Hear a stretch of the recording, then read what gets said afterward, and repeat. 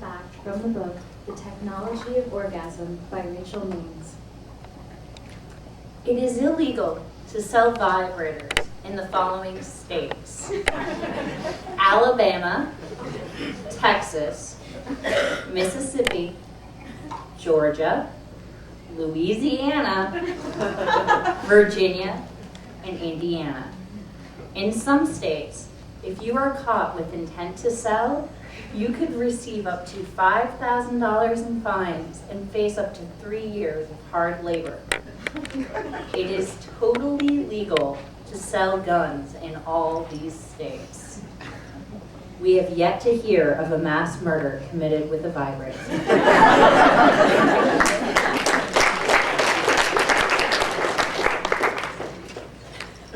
In 2000, Eve Ensler traveled to Afghanistan.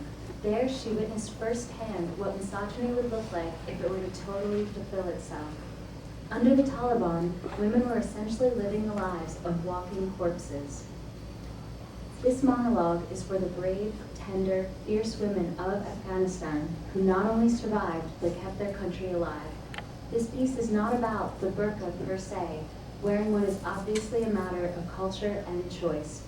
This monologue is about a time and a place where women had no choice. Imagine a huge dark piece of cloth hung over your entire body, like you were a shameful statue. Imagine there's only a drop of light, enough to still know there's daylight for others. Imagine it's hot, very hot. Imagine you are being encased in cloth, drowning in fabric, in darkness. Imagine you're begging in this bedspread, reaching out your hands inside this cloth, which must remain covered, unpolished, unseen, or they might mash it and cut it off. Imagine no one is putting rubies in your invisible hand because they cannot see your face, so you do not exist. Imagine you cannot find your children because they came for your husband, the only man you ever loved, even though it was an arranged marriage. Because they came and shot him with a gun of his own that he could not find. And you tried to defend him, but they trampled you, 4 men on your back, in front of your screaming children.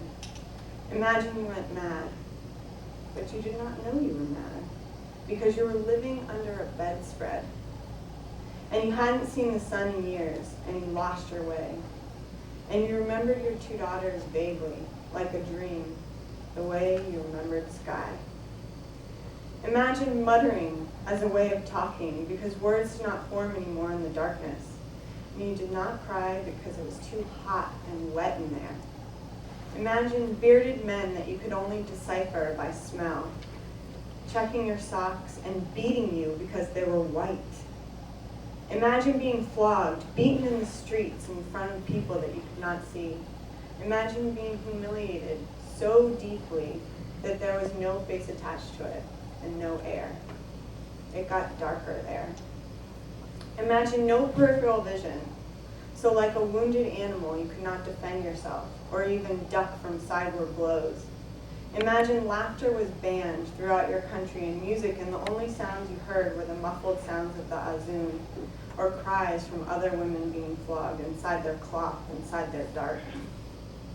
Imagine you could no longer distinguish between living and dying, so you stopped trying to kill yourself because it would be redundant. Imagine you had no place to live, and your cloth was your root.